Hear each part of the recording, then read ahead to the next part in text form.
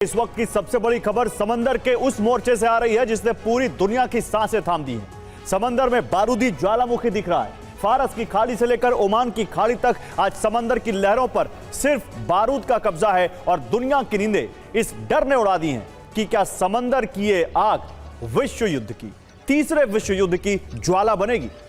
जी बिल्कुल, और इसके तीन अहम किरदार भी हैं और ट्रिगर पॉइंट भी है। पहला बड़ा ट्रिगर पॉइंट क्या है? ईरानी नौसेना को बड़ी चोट पहुंची है। सबसे घातक ड्रोन लॉन्चर कैरियर हमले में पूरी तरह से नष्ट हो गया, ऐसी खबरें आई हैं। ये ईरान के सर्विलेंस और अटैक पावर पर अब तक का सबसे बड़ा वॉर माना जा रहा है। दूसरा ट्रिगर पॉइंट हिंद महासागर में ईरानी युद्धपोत आईरिस पर देना हमला है। तीसरा ट्रिगर पॉइंट है अमेरिकी जंगी पोत अब्राहम लिंकन पर हमले का दावा किया गया है। इस बीच कुछ बड़ी खबरें आ रही हैं, जरा उनका रुख कर लेते हैं। ईरानी वायुसेना प्रमुख की नई धमकी सामने आई है। दुश्मनों के हथियारों की जानकारी ईरान के पास, कुछ दिन में वो सुरक्षा विहीन हो जाएगा। ईरानी मिसाइलें यूएस बेस को लगातार निशाना बना रही हैं। तो बेसिकली ईरान कह रहा है कि दुश्मन चाहे इजराइल हो या अमेरिका हो, उनके ठिकानों की वायुसेना के जो प्रमुख है वो कह रहे हैं कि उनके ठिकानों की सारी जानकारी हमारे पास है, उनके हथियारों की जानकारी हमारे पास है। कुछ दिन में वो जो उनके मिसाइल डिफेंस सिस्टम हैं वो खत्म हो जाएंगे और उसके बाद वो हमारे निशाने पर होंगे। लेकिन ईरानी राष्ट्रपति पेजेश्कियान का एक अलग बयान आया है।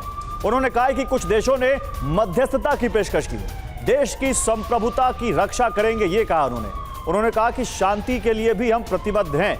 तो पेजेश्कियान थोड़ी सॉफ्ट टोन पे बात करते हुए और इनके जनरल बिल्कुल अग्रेसिव टोन पे बात करते हुए पेजेश्कियान ये कह रहे हैं कि देश की संप्रभुता की रक्षा करेंगे। कुछ देशों ने मीडिएशन की यहाँ पे पेशकश की है, वो भी देखते हैं, लेकिन हम प्रतिबद्ध हैं कि अपने देश में शांति लाएं और संप्रभुता से कोई समझौता ना करें।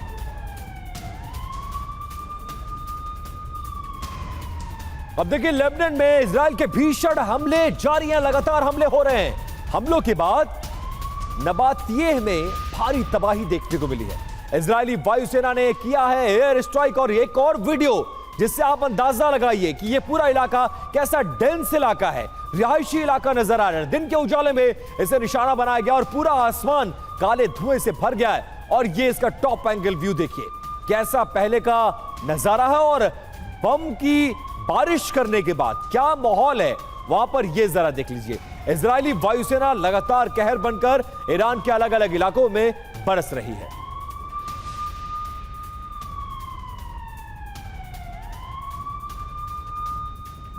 और कुवैत में अमेरिकी बेस पर एक और ड्रोन अटैक किया ईरान ने, एक के बाद एक ईरान का ड्रोन अटैक।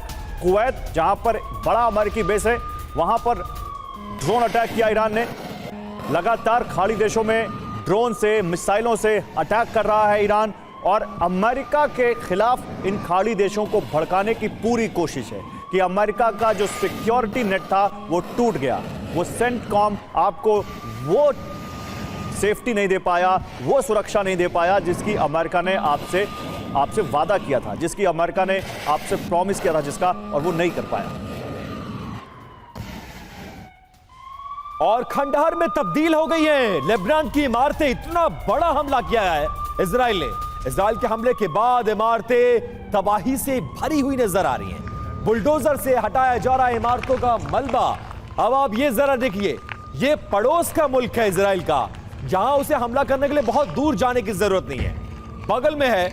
और एक साथ 3 वॉर फ्रंट खोल दिया इजराइल ने। पहले से फिलिस्तीन हमास से उसकी लड़ाई चल रही है, लेबनान में भी इस तरह के हमले किए जा रहे हैं। और ईरान में तेहरान को तो दहला रखा है पिछले 6 दिनों से लगातार हमले करके।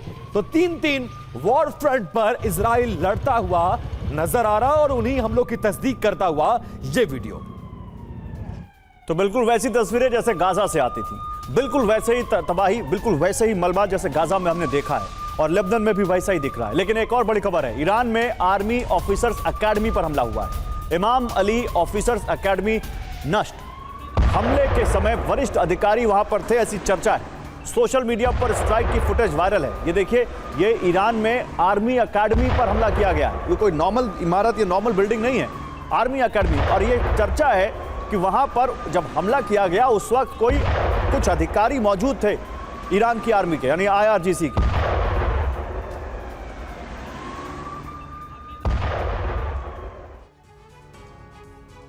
तो देखिए, दुनिया में बहुत कुछ हो रहा है और समंदर में रण चल रहा है।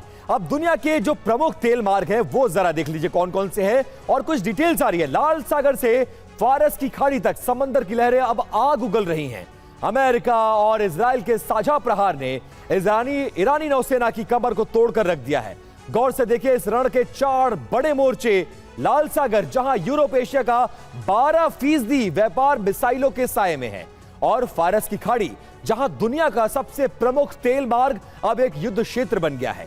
हिंद महासागर में श्रीलंका के पास ईरानी फ्रिगेट यानी आइरिस देना को डुबोकर अमेरिका ने एक बहुत बड़ा संदेश दे दिया है। वहीं ओमान की खाड़ी से स्टेट ऑफ हॉर्मुज़ तक अब अमेरिकी परमाणु बेड़ों का सख्त पहरा है।